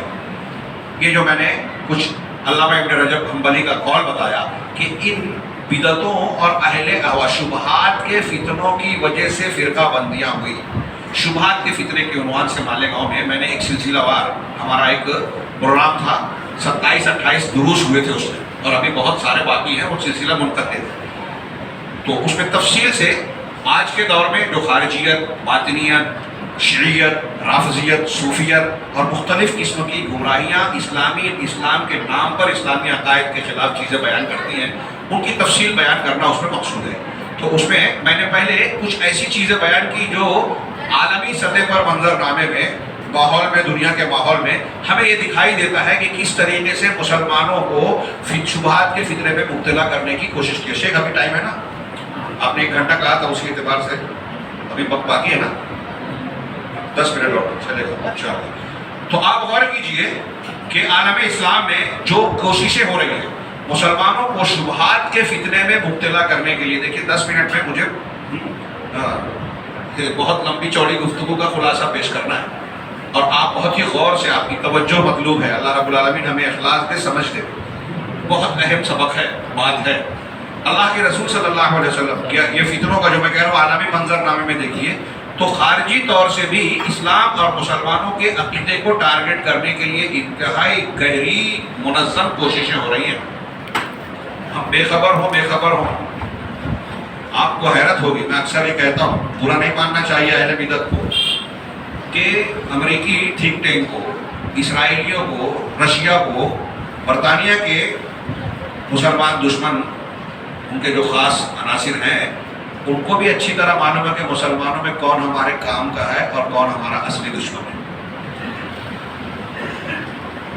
ان کے رپورٹ میں آ چکا ہے، اب یہ منظر پہ آ چکی ہے، وہ کہتے ہیں کہ سلفی جو کہلاتے ہیں، ابو بکر و عمر کے دین کی بات جو کرتے ہیں، اہل الحدیث جو اپنے آپ کو کہتے ہیں، ان کے پاس خالص اسلام ہے۔ یہ میں ہوائی بات نہیں کہہ رہا ہوں، بہت ذمہ داری کے ساتھ کہہ رہا ہوں، مطالعے اور رپورٹوں کی بنیاد پہ کہہ رہا ہوں۔ ان کو وہ انتہا پسند کہتے ہیں، اور حیرت کی بات یہ ہے کہ سعودی عرب کو ان سے لوگ جوڑتے ہیں، جبکہ ان کی رپورٹ میں یہ ہے کہ سب سے خطرناک سعودی عرب اور کویت ہمارے لیے، لیکن ان کی اسٹریٹجی ایسی ہے کہ وہ موقع نہیں دیتے کہ چلو غزہ پہ حملہ کرنا ہے تو حماس نیتنیاہو کے کہنے پہ 1-2 بم مار دے گی، دکھاوے گا، اور پلٹ کے وہ 40,000 1 لاکھ مسلمانوں کو مار دے ہوئے دنیا دیکھتی رہے، وہ ہر خطرے میں۔ سعودی عرب ایسے مواقع نہیں دیتی، الحمدللہ اللہ بچائے، مملکت توحید کہی جا سکتی ہے۔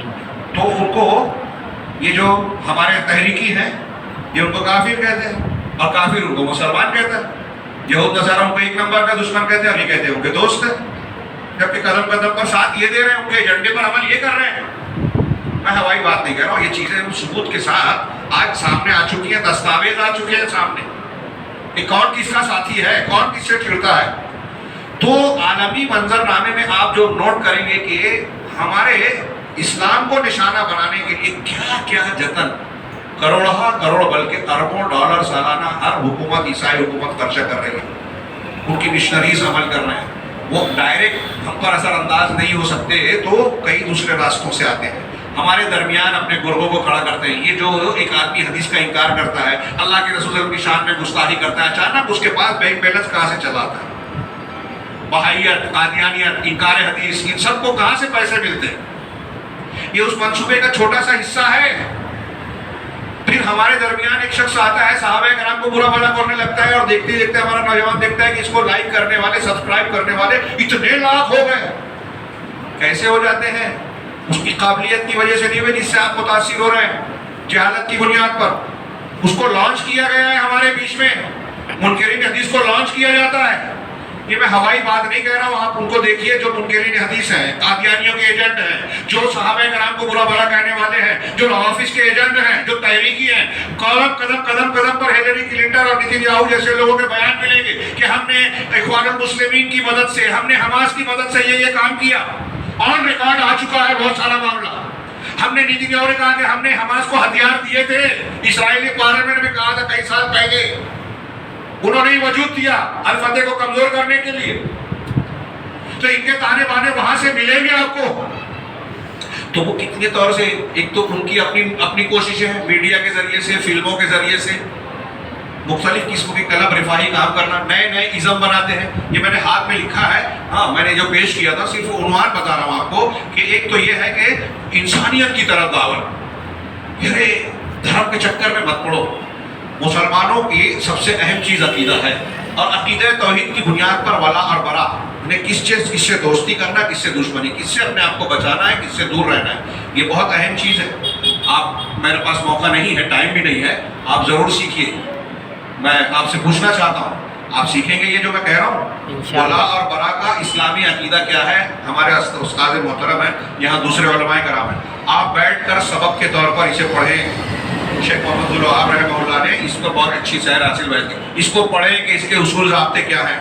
یہ آج بڑی بڑی تنظیموں والے دین کا کام کر رہے ہیں، ان میں علماء کہلانے والے، دانشور کہلانے والے، جن کی لوگ کتابیں پڑھ رہے ہیں، تفسیریں پڑھ رہے ہیں، ولا برا توحید نہیں جانتے، ولا برا کے اصول نہیں جانتے۔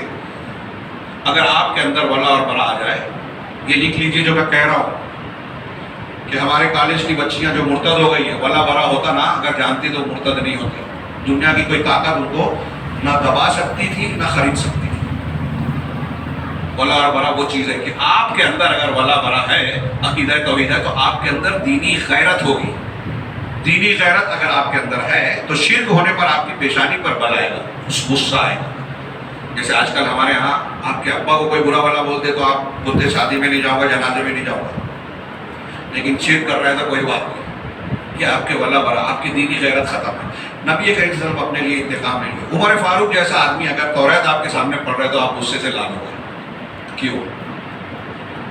یہ دین کی مصدر کی حفاظت کا جذبہ تھا کہ اگر قرآن حدیث شریعت کے مصدر پر کوئی ڈاکہ ڈالے گا یا کوئی ایسا کام ہوگا جس سے، کہ عمر کا یہ مقصد نہیں تھا، جس سے یہ غلط فہمی پھیلے گی کہ قرآن حدیث سے ہٹ کے ہم توریت انجیل بھی پڑھ سکتے ہیں، وید سے بھی استفادہ کر سکتے ہیں، فلاں اور فلاں کتاب لال ڈائری بھی پڑھ سکتے ہیں، یہ سمجھے گا اگر جیسے آج کل ہمارے یہاں چلتا ہے قرآن کے نام پہ تفہیم پڑھو، تدبر پڑھو. قرآن نہیں، تفہیم پڑھو.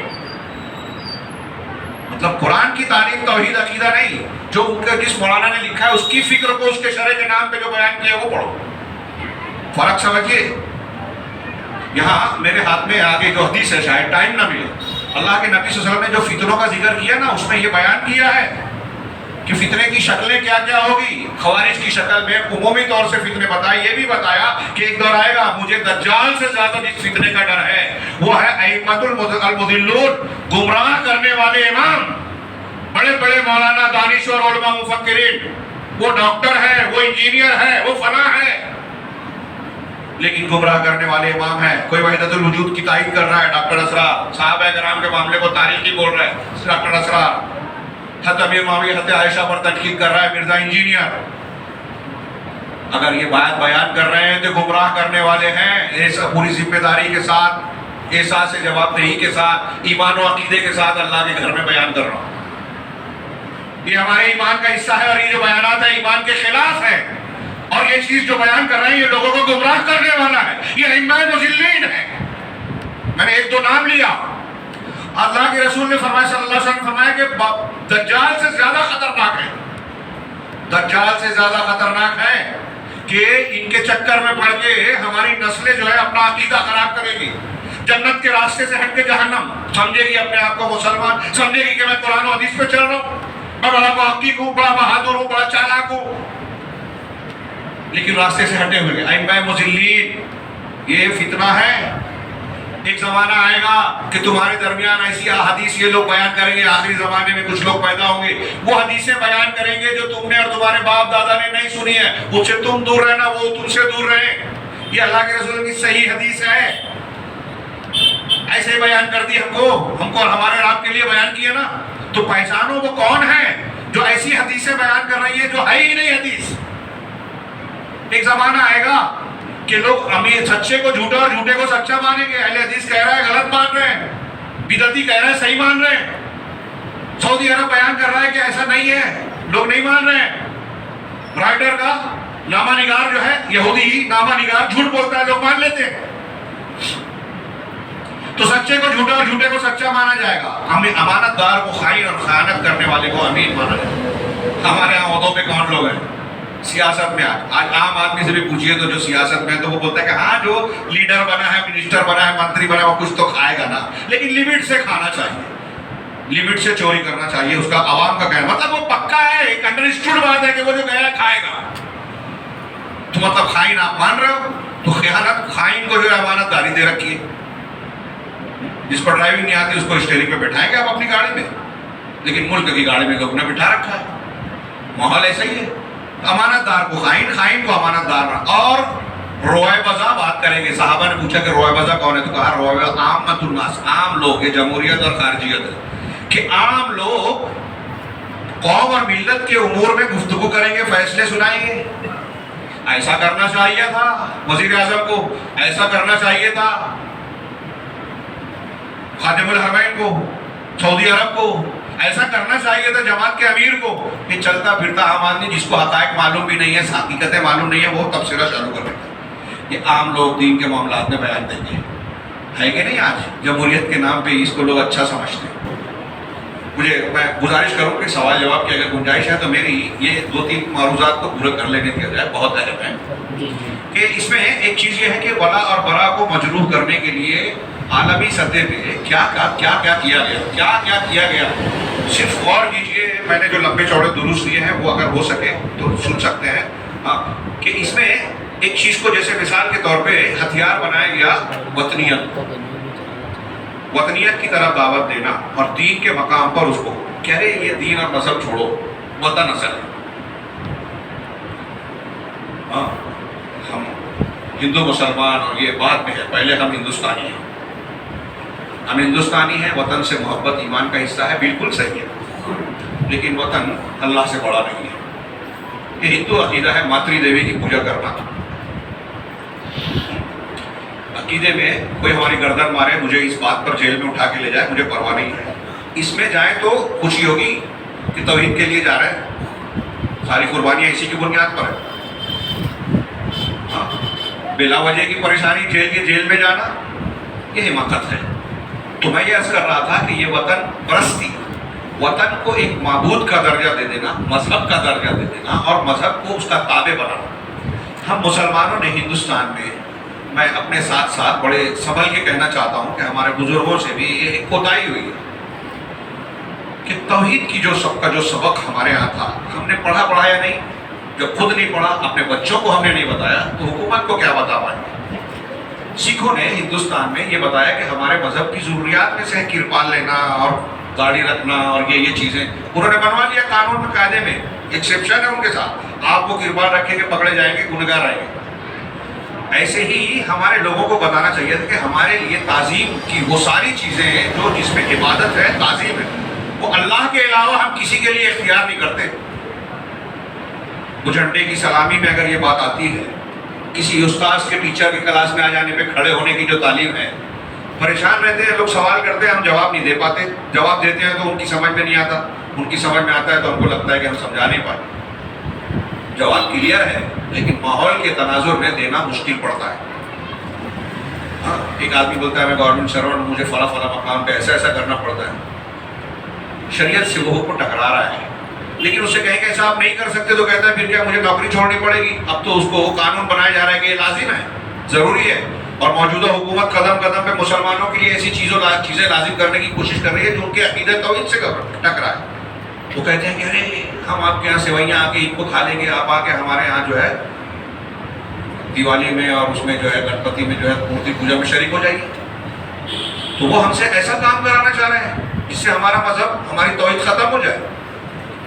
تو ان سے آپ کو، ہم کو، ہمارے بڑوں کو یہ کہنا چاہیے کہ آپ ہمارے یہاں کے سیوئی مت کھائیے، ہمارے یہاں کے بیل کا گوشت کھائیے قربانی میں. آپ کہیں گے کہ اس سے ہمارا دین چلا جائے گا، تو پھر ہم سمجھائیں کہ اس سے جو آپ کہہ رہے ہیں ہمارا دین چلا جائے گا. اور مولانا آزاد کا جملہ اکثر میں کہا کرتا ہوں کہ مصالحت بقائے حق کے ساتھ ہوتی ہے، فنائے حق کے بعد نہیں. اگر ہم نے اپنی توحید چھوڑ دی اور آپ سے مصالحت کا مظاہرہ کر رہے ہیں یکجہتی کا، تو پھر ہم بچے کیا؟ آپ کے ساتھ ہو گئے. تو یہ ہم کو سمجھانا چاہیے تھا کہ وطن ہو، وطن تو چھوڑیے، ماں باپ ہو. ہمارے لیے ماں باپ مخلوق میں سب سے محترم ہے. یہ ہم کو سمجھانا چاہیے بزرگوں، حکومت کے لوگوں کو، غیر مسلم بھائیوں کو، کہ ہمارے لیے ماں باپ جو ہے نا سب سے محترم ہے مخلوق میں، لیکن پوجنی نہیں ہے. ہم ان کی پوجا نہیں کرتے، نہیں کر سکتے، ان کا پیر نہیں پکڑ سکتے، ان کے سامنے پیشانی جھکا نہیں سکتے، کیونکہ یہ تعظیم صرف اللہ کے لیے ہم مانتے ہیں. یہاں تک کہ ماں باپ سے بڑھ کر ہمارے لیے رسول اللہ صلی اللہ علیہ وسلم ہے، محمد صلی اللہ علیہ وسلم. لیکن ہم محمد صلی اللہ علیہ وسلم کی عبادت کو بھی جائز نہیں مانتے. وہ آدرنی ہے، پوجنی نہیں ہے. جملہ یاد کر لیجئے، سمجھانے میں کام آئے گا کہ وہ ہمارے لیے پوجا کے لائق نہیں ہے. اور ماشاءاللہ پڑھے لکھے بعض ہندو، ابھی میں نے دیکھا ہے ایک ڈیبیٹ دیکھا، اس میں ایک پنڈت نے کہا کہ بھائی ہمارے یہاں مورتی پوجا نہیں ہے، جس کو چاہتے ہیں ہمارے لوگ جو ہے پوجنے لگتے ہیں. اس سلسلے میں مسلمان لوگ اچھے ہیں کہ اللہ اللہ ہے، کوئی دوسرا اللہ نہیں ہے. لیکن اس کو کیا پتا کہ ہمارے یہاں کتنے لوگ دوسروں کو بھی اللہ کا درجہ دینے پہ تلے ہوئے ہیں. ہاں، اور یہی ولا اور برا کی بنیاد عقیدے سے ہے. یہ ہماری اصل الاصول ہے. اس پہ سب سے زیادہ محنت کیجیے بھائیو، اپنے اور اپنے بال بچوں کو سمجھانے کی. اس پہ آپ نے محنت کی لیے آپ کی بچی کو کوئی مرتد نہیں بنا پائے گا، کوئی پھسلا کے اسے خرید نہیں پائے گا، اس کے ایمان کو، ضمیر کو کوئی نہیں خرید پائے گا. اگر ولا اور برا مضبوط ہے تو اس کے مقابلے میں وطنیت کو ان تازہ خداؤں میں بڑا سب سے وطن ہے جو پیرہن اس کا ہے وہ مذہب کا کفن ہے. علامہ اقبال کا شعر کہا جاتا ہے کہ یہ وطنیت کو پیش کیا گیا. میں تفصیل میں مزید اور نہیں جا سکتا. دوسرا اس کے سلسلے میں جو ہے کہ کافروں سے محبت کی جائے, ان سے نفرت نہ کی جائے. دیکھیے ولا اور برا کے خلاف کافروں سے تعلق رکھنا, عام حالات میں تجارت, لین دین, دعوت دینا, دوستی کرنا, اصول اسلامی آداب کے ساتھ, لیکن دلی محبت صرف مسلمان سے کی جائے گی. یہ شریعت کا حکم ہے, بہت واضح. ولا اور برا کی تفصیل میں آپ پڑھیں گے. اس کو مجروح کرنے کی کوشش کی جاتی ہے. اس کے علاوہ انسانیت, تو ہندو بنے گا نہ مسلمان بنے گا, انسان کی اولاد ہے انسان. لوگ اس کو بیان کرتے ہیں فلموں کے ذریعے, ڈیبیٹ میں, عام حالات میں. سارے دھرم سچے ہیں, سارے دھرم اچھے ہیں, راستے الگ الگ ہیں, منزل ایک ہے. اکثر میں کہتا ہوں کہ دنیا میں شاید اس سے بڑا کوئی فریب, دھوکہ ہے ہی نہیں. کیسے؟ ایک پنڈت سے بات چیت میں نے سوال کیا تھا, اس نے یہی مجھ سے کہا اندور کے سفر. تو میں نے اس سے سوال کیا کہ ابھی ہم لوگ اندور جا رہے ہیں اس گاڑی میں, سب کی منزل ہے کہ آپ بولتے ہیں نا. میں نے کہا ابھی وہاں اندور سے ایک احمد آباد کے لیے گاڑی نکلی تھی, ایک بمبئی کے لیے. تو یہ تینوں گاڑیاں ایک ہی جگہ جائے گی کیا؟ ہم جس گاڑی میں بیٹھے وہ اندور جا رہی ہے, وہاں سے ابھی ایک بس جا رہی تھی وہ احمد آباد جا رہی تھی گجرات, اور ایک ممبئی جا رہی تھی. تو تینوں الگ الگ راستے پہ جا رہے ہیں, لیکن آپ کہہ رہے ہیں کہ الگ الگ راستوں پہ جانے کے باوجود منزل, تو یہ تینوں کی ایک منزل ہو گیا. تو کہا نہیں نہیں آپ سمجھے نہیں. میں نے کہا سمجھائیے, اور آخر تک سمجھا نہیں پائے. یہ الٹا سیدھا فلسفہ ہے, دھوکہ ہے, فریب ہے, اپنے آپ کو تسلی دینا ہے. غلط راستے پر چل رہے ہیں لیکن کہہ رہے ہیں سب کے راستے, سارے مذاہب میں ہر مذہب و دنیا کا اس میں کچھ نہ کچھ اچھائیاں ہیں, لیکن پورا مذہب سچا, پورا مذہب حق نہیں ہے. ایک دین صرف صحیح ہو, یہ اب تک غیر الاسلام دین فلاں پر. وہ دین کون سا ہے؟ جو اس کائنات کو رچنے اور بنانے والے نے جس کو پیش کیا بنایا ہے, وہ دین. اتنی جرت ہمیں آنی چاہیے, یہ بات ہمیں بیان کرنا چاہیے. لیکن ڈیبیٹ میں ٹی وی چینل پہ آج ہمارے یہاں مسلمان احساس کمتری کا شکار ہوتا ہے, اور وہ بھی وہی راگ الاپنے لگتا ہے. کیوں؟ اس لیے کہ شبہات کے فتنے نے اسے گھیر رکھا ہے. یہ ساری چیزیں اثر انداز, انسانیت کی دعوت. اسی طرح مذاہب کے درمیان قربت ہونی چاہیے اور بات چیت ہونی چاہیے. اس کی تفصیل نہیں پیش کر سکتا ہوں, آپ سنتے ہیں یہ سیاسی انداز کے اسٹیج. اور یہ جتنے اصول ضابطے ہیں, ایک بات نوٹ کیجیے گا, میں نے جس کتاب سے نقل کی اس میں وضاحت کی ہے کہ یہ سارے اصول ضابطوں کا اصل نشانہ اور رخ مسلمانوں پہ رہتا ہے, دوسروں کو نہیں پڑھایا جاتا. یہ سبق دوسرے کہتے ہیں ضرور ہے, لیکن اصل نشانہ مسلمانوں کو. سیکولرزم یہ بنایا گیا, لا دین, مذہب میں دین نہیں ہونا چاہیے, مذہب نہیں ہونا چاہیے حکومت میں, لیکن یہ دنیا کے دوسرے مذاہب کا بظاہر ڈھورا ہے. اصل میں اسلام اور مسلمانوں کو حکومت میں دخل اندازی سے روکنے کا ایک حربہ ہے. مسلمان اگر آئیں گے تو فوراً ایکشن ہوتا ہے عالمی سطح پہ, عیسائیت یا دوسرا مذہب آئے گا تو وہ بات نہیں ہوتی. تو اسی طریقے سے انسانیت کی, اسی طریقے دینی الدعوۃ الی التسامح الدینی, مذہبی رواداری اور تعصب نہ کرنا. اب رواداری کا مطلب کیا؟ رواداری کا مطلب یہ کہ ہم آپ کو برداشت کریں, ٹھیک ہے, لیکن آپ یہ بولنے لگے گائے بھی گابن بیل بھی گابن, دن اور رات میں کوئی فرق نہیں ہے, یہ بھی صحیح اور وہ بھی صحیح. یہ رواداری نہیں ہے. میں نے ابھی کہا کہ حق کے ساتھ رواداری, اور اس رواداری کا جو صحیح مفہوم جس دائرے میں ہو سکتا ہے, اسلام سے بہتر اس کا آپ کو کہیں تصور نہیں ملے گا. تو رواداری اور تعصب کی مخالفت کے نام پر اسلام کو کہتے ہیں کہ مسلمانوں کو یہ تعلیم دی جاتی ہے کہ ارے غیر مسلموں کو بھی برداشت کیجیے, عیسائیوں کے بھی پروگرام میں چلے جائیے, شرک میں بھی شریک ہو جائیے, بدعت میں بھی آ جائیے, کفر میں بھی. یہ سب کیا بات ہے؟ ہمارے ایک مسلمان جو ہے راجیہ سبھا میں کھڑے ہوئے کہتے ہیں کہ کیا وہ بھارت ماتا کی جائے, اس میں کیا دقت ہے؟ ہاں, جاوید جعفری صاحب, کیا نام ہے, جاوید جعفری نہیں, جو فلموں میں گانے وانے لکھتا ہے, ہاں جاوید اختر, اس نے پارلیمنٹ میں کہا, اس پر اعتراض ہوا تو اس میں کیا ہوتا ہے؟ ارے تجھے نہیں معلوم. اب ایسے لوگ پیشوا ہیں, جاہل لوگ, جسے عقیدہ معلوم نہیں ہے. اب عام آدمی دیکھتا ہے یہ ہمارے اتنے بڑے آدمی ہیں, یہ پارلیمنٹ میں ہیں, یہ ایسا کہہ رہے ہیں, فلموں میں فلاں ہیرو ہے, اس نے ہندو سے شادی کیا, گھر میں گنپتی بٹھاتا ہے, پوجا کرتا ہے. تو ایک مسلمان آدمی مسلمان رہ کے بھی جو ہے پوجا پاٹ اور شرکیات کر سکتا ہے. تو ہماری لڑکیاں جو ہے کسی ہندو سے شادی کر لیں, غیر مسلم کے تہوار میں شریک ہو جائیں, شرک یا رسم و رواج میں حصے دار بن جائے تو کیا فرق پڑتا ہے؟ یہ ہم دیکھ رہے ہیں سماج میں، اور اس پہ محنت نہیں کر رہے ہیں. یہ باقاعدہ ان کی طرف سے کوشش کے ساتھ ہو رہا ہے، ہاں، بہت گہرائی کے ساتھ. اور ایسے لوگوں کو ماڈل بنا کے پیش کیا جاتا ہے، فلم اداکار، ایکٹر، نچنیا کو ہمارے نوجوانوں کے لیے آئیڈیل بنایا گیا. اور ہم نے یہ نہیں پڑھا ہے کہ تمہارے لیے رسول کی ذات میں بہترین نمونہ ہے. سیرت ہم نے پڑھا ہی نہیں. کتنے ہمارے گھر ہوں گے جن کے گھر میں سیرت کی کتاب نہیں ہوگی. ہمارے کتنے لوگ یہاں بیٹھے ہیں یا مسلمان کتنے ہیں جو محبت رسول کی بات کرتے ہیں لیکن ایک کتاب بھی سیرت نبی کی نہیں پڑھی؟ تو کیسے محبت کرتے ہیں آپ؟ تو خیر یہ ان کی کوششیں ہیں. اسی طریقے سے سلفی، اس میں ایک اہم پوائنٹ ہے جس پر میں بہت کچھ بولنا چاہتا تھا لیکن وقت زیادہ ہو چکا ہے پہلے سے، میں معذرت کر رہا ہوں. اس میں ایک عنوان، ایک ٹاپک تھا کہ سلفی رجحان کو سے جنگ کا اعلان اور تصوف اور اعتدال کے داعیوں کی تائید کرنا.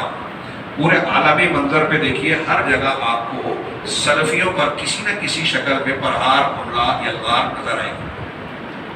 ٹی وی چینل پہ، نیٹ پہ، اخبارات میں روز سلفیوں کے خلاف کتابیں لکھی جاتی ہیں. کہتے ہیں بعض لوگ کہ 9/11 کے واقعے کے بعد نیو یارک ٹوئن ٹاور پہ جو حملہ ہوا تھا اس کے بعد پر ڈے 2 کتابیں لکھی جا رہی ہیں اسلام اور بطور خاص سلفیوں کے خلاف. جو دہشت گردی کے یا بدنام لوگ ہوتے ہیں ان کو سلفیوں سے جوڑ دیا جاتا ہے. تو سلفی روح پر خاص طور سے جو ہے ادغر لگانا، رکاوٹ ڈالنا، ان کا اعتراف ہے جو میں نے ابھی کہا تھا کہ اصلی اسلام انہی کے پاس ہے، قرآن حدیث والوں کے پاس. یہ برطانیہ میں یہ لوگ صوفیوں کے سینیٹرز کو بلایا.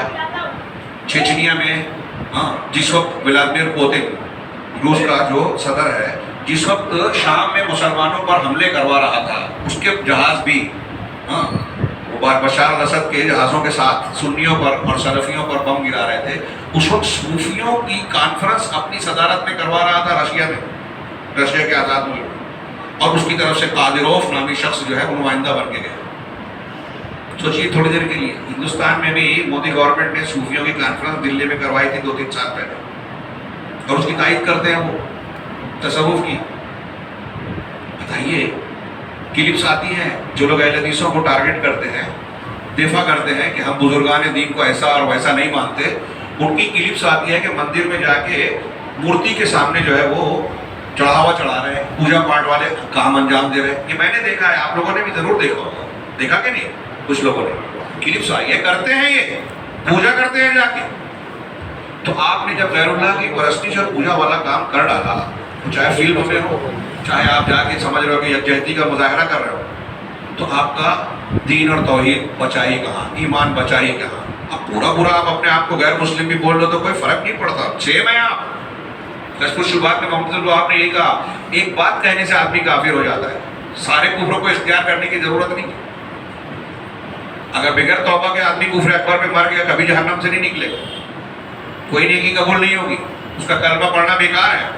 تو سلفی توجہ، یہ خاص بات جو میں نے کہا کہ تفصیل کا تقاضا کرتا ہے لیکن موقع نہیں ہے، کہ قرآن و حدیث یا اہل الحدیث کے مسلک کو خاص ٹارگٹ کیا جاتا ہے. مخالفین بھی کرتے ہیں، اور امام حاکم نے ابن قطان کی روایت نقل کی اور نقل کیا کہ روئے زمین پر جتنے بھی بدعتی ہیں وہ اہل حدیث سے ضرور بغض رکھتا ہے، کیونکہ ہر بدعتی کو اہل حدیث کے صحیح دین سے خطرہ محسوس ہوتا ہے، وہ کو رد ہوتا ہے. جیسے آج کل ہمارے یہاں یہود و نصارہ کا ایجنڈا ہے، اور خاص طور سے تحریکی جدید دور کے خارجی، جن کے بارے میں اللہ کے رسول نے بھی کہا کہ قیامت کی نشانی ہے کہ اصاغر سے علم لیا جائے گا. تو اصاغر کی تشریح الگ الگ کی کم عمر ہی نہیں کی، بلکہ کچھ لوگوں نے کہا بدعتی، کچھ لوگوں نے کہا کہ وہ جو منہج سلف اور قرآن حدیث کا علم نہیں رکھتے، جو علماء نہیں ہیں، ان سے علم لیا جائے گا. تو ہمارے ہاں یہ چیز بہت کامن نظر آتی ہے آج. اور ان لوگوں میں آپ نوٹ کریں گے کہ تحریکیوں میں یہ جو جدید خارجیت کے جو قائل ہیں، علم بردار ہیں، ان کے اندر خاص طور سے علماء سے دشمنی ملے گی. عوام کو منع کرتے ہیں عالم کو مت بلاؤ، عالم سے رابطہ مت کرو. علماء سے، وہ علماء عالم نہیں ہے، ان کو حالات کا علم کہاں ہے. جن کو حالات کا علم ہے وہ صحیح نتیجے پہ پہنچ جاتے ہیں. ابھی جہاں جہاں فرض کیجیے چھترپور میں نبی صلی اللہ علیہ وسلم کی توہین کے خلاف گئے میمورنڈم دینے، ان کو قتل کیا جا رہا ہے، کرفیو سے ماحول ہو گیا، اریسٹ کیا جا رہا ہے، گھروں کو گرا دیا گیا. وہاں کے پارشد یا جو بھی تھا گروپ، اس کے 20 کروڑ کے مال پر بلڈوزر چلا دیا. کل پرسوں 2-3-4 دن پہلے کی خبر ہے، غزہ میں جو ہو رہا ہے یا دوسروں کو جو ہو رہا ہے، تو ان خبروں کے معلوم ہونے سے کیا مسئلہ حل ہوا؟ علماء سے دور کرنا یہ خود ایک گمراہی ہے۔ میں بار بار کہہ رہا ہوں، اپنے بچوں کو علماء سے جوڑیے، مسجد سے جوڑیے، قرآن حدیث سے جوڑیے۔ فتنوں سے بچنے کے لیے یہ بہت بہت بہت ضروری ہے۔ آخر میں امام احمد کا ایک قول پیش کروں گا، بہت زیادہ ہو رہا ہے اس لیے یہ صرف نکات، جی بس 5 منٹ سے کہ ایک یہ کہ فتنوں اور شبہات کا فتنہ پھیلانے کے لیے شرک، جادو ٹونا اور یہ علم نجوم، کہانت، یہ جو ستاروں کی چال اور یہ سب ان چیزوں کو فروغ دیا جاتا ہے اور ان کی تائید کی جاتی ہے۔ آپ دیکھیے فلموں میں حکومت کی سطح پر قبر پرستی اور شرکیہ امور اور ان کے ماننے والوں کی تائید ہوتی ہے۔ فلموں میں تعزیے کو، قبروں کو، مزارات کو اسلام کا نمائندہ بنا کر بدپیش کیا جاتا ہے، جبکہ یہ اصلی اسلام کے نمائندے ہیں ہی نہیں۔ بدعتی تہواروں کو بتایا جاتا ہے، داخل سے بھی اور خارج سے بھی، میڈیا کے ذریعے سے، انٹرنیٹ کے ذریعے سے اور مزید ذریعوں سے، یہ تو ولا اور برا کو ختم کرنے کے لیے۔ دوسرے وہ اسلام میں جو احکامات ہیں اس میں جیسے جہاد سے متعلق شعار ہے، اس کے متعلق غلط فہمیاں پیدا، اور آج اس کو اتنا بدنام کر دیا، اتنا بدنام کر دیا کہ اب کسی چیز کو بھی برا بنانا ہے تو بول دیتے ہیں کہ یہ لو جہاد ہے، یہ فنا جہاد ہے، سب بوگس بات ہے۔ تو اس کو بدنام کرنا، اسلامی تاریخ کو مجروح کرنا، ہماری تاریخ کو بگاڑ کر پیش کیا جاتا ہے کہ یہاں اور وہاں غیر مسلموں پہ یہ بہت ظلم کرتے تھے، مسلمان غیر مسلم عورتوں کے ساتھ یہ کرتے تھے، بچوں کو زبردستی اسلام میں داخل کیا، حالانکہ یہ جھوٹی تاریخ ہے۔ اس طرح سے نفرت پیدا کی جاتی ہے۔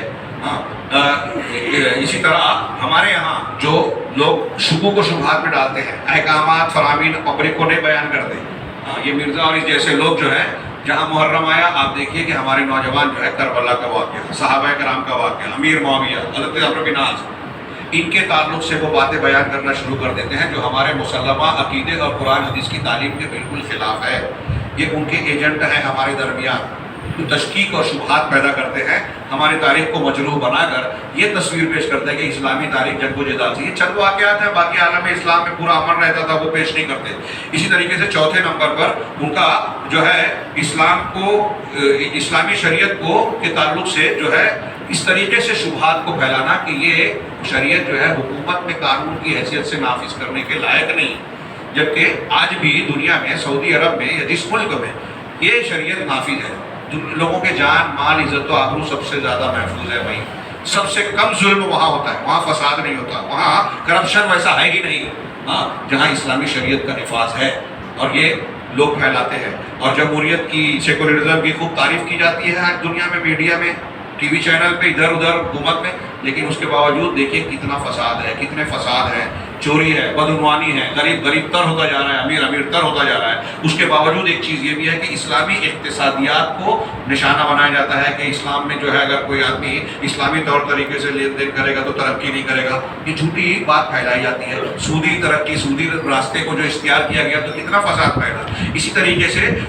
مسلمان خاندان اور عورتوں کے حقوق کے تعلق سے غلط فہمی پھیلائی جاتی ہے کہ ارے دیکھو مسلمان عورتوں کو پردے میں رکھا گیا، 4 شادی کی اجازت دی گئی، طلاق کا ایسا قانون ہے، فلاں ایسا ہے۔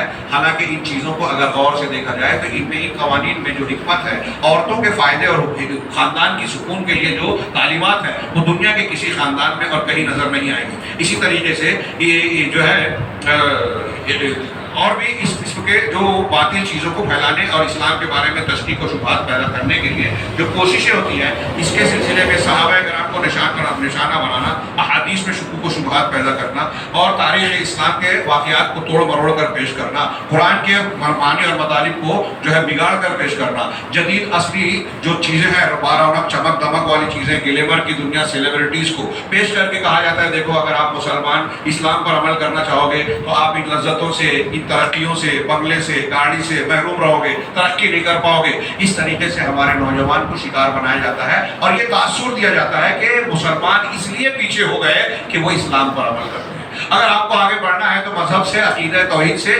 دستبردار ہونا پڑے گا، مولویوں کے چکر سے نکلنا پڑے گا، اور تب آپ بھی ہوں گے۔ چنانچہ اس سلسلے میں ان کے لیے جو ہے گانے بجانے کی محفلیں، ग्लैमर की दुनिया, इबाहियत, बुरी फिल्में, क्लिप्स और नेट की बहुत सारी गंदी चीज़ें, और ये सारी चीज़ें जो फिर जो मीडिया, उसमें सारे मीडिया के असबाब हैं, हुकूमतें हैं, सारी चीज़ों को बतौर आला इस्तेमाल किया जाता है। यहाँ तक कि स्पोर्ट्स को भी इस्तेमाल करते हैं। जो लिबास मिलते हैं जिस पर मुख्तलिफ किस्म के स्लोगन्स होते हैं, उसको स्कूलों को उन्होंने इस तरह बनाया है।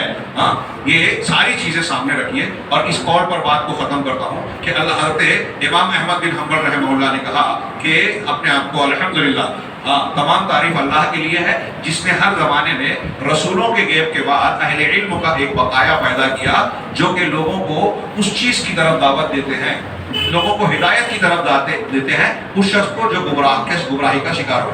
गुमराह लोगों को ये उलमा हिदायत की तरफ बुलाते हैं, उनकी तज़ियत और तकलीफ पर सब्र करते हैं, अल्लाह की किताब के ज़रिए से मुर्दा दिलों को ज़िंदा करते हैं। इसी तरीके से अल्लाह के नूर के ज़रिए से जो अंधे बसीरत से अंधे हो गए हैं उनको बीना बनाते हैं ये उलमाए किराम। कितने इब्लीस के मकतूल हैं जिनको उलमा ने ज़िंदा कर दिया, और कितने गुमराह और भटके हुए हैं जिनको उलमा ने हिदायत के रास्ते पर लगा दिया। जहाँ फमा अहसन असरहुम अलन्नास, तो लोगों पर इनका कितना अच्छा असर है, लेकिन लोगों का असर इनके ऊपर कितना बुरा है। इन्होंने जो है ये उलमा वो हैं जिन्होंने बिदअत क्या है, अल्लाह की किताब से गुलू करने वालों की तहरीफ को, बातिल परस्तों की गुरोहबंदी को और जाहिलों की तावील को की नफ़ी की। वो जाहिल जिन्होंने बिदअत के अलम को बुलंद किया और फितने के रास्ते को, फितने की लगाम को छोड़ दिया। चुनांचे वो किताब के मुखालिफ हैं और अल्लाह की किताब में बगैर इल्म के इख्तिलाफ करते हैं। किताबुल्लाह के कुरान के मुखालिफ हैं और अल्लाह की किताब में बगैर इल्म के इख्तिलाफ करते हैं। जितने फितने हमारे इर्द गिर्द आज है ना, इमाम मुदिल्लिन, ये इल्म नहीं रखते और इख्तिलाफ करते हैं, तकदीर का इनकार, हदीस पर इतराज़। हाँ, इसी तरीके से मुतशाबे कलाम में, अल्लाह के कलाम में मुतशाबे के जरिए बात करते हैं और जाहिल लोगों को धोखा देते हैं उन चीज़ों, कुछ अल्लाह की किताब के बारे में। हाँ, जाहिल लोगों को जो है धोखा देते हैं। ये अल्लामा इमाम अहमद बिन हम्बल की बड़ी जामे इबारत है। इसको शरह के साथ अगर पढ़े, अल्लामा इब्न तैमिया ने अपनी मुतअद्दिद किताबों में मुखालिफिन, ज़नादिक़ा, मुल्हिदीन के रद में ये जगह जगह पेश किया है। अब ये कुछ असबाब भी थे जिसका मौका नहीं है, वक्त काफ़ी ज़्यादा हो गया है, लेकिन मैं कहूँगा कि सलफ़ के अल्फाज में अबुल आलिया रहमहुल्लाह के कौल पर बात को ख़त्म करता हूँ। उन्होंने कहा कि अल्लाह ने आपको, हमको इस्लाम की नेमत दी है, इससे बढ़कर कोई नेमत नहीं है, इसकी कदर पहचानिए और ना दाएं तरफ जाइए ना बाएं। सवाल जवाब की मजलिस मुनक़िद होगी, इस्लाम पर कायम रहिए। अल्लाह तबारक व तआला हमें खैर की तौफीक अता फरमाए। शेख खैर की तौफीक दी। मेरा ख्याल है कि सवाल जवाब को मौकूफ़ कर दिया जाए। अल्लाह रब्बुल आलमीन हमें खैर की तौफीक दे, दुनिया और आखिरत में कामयाबी से नज़र।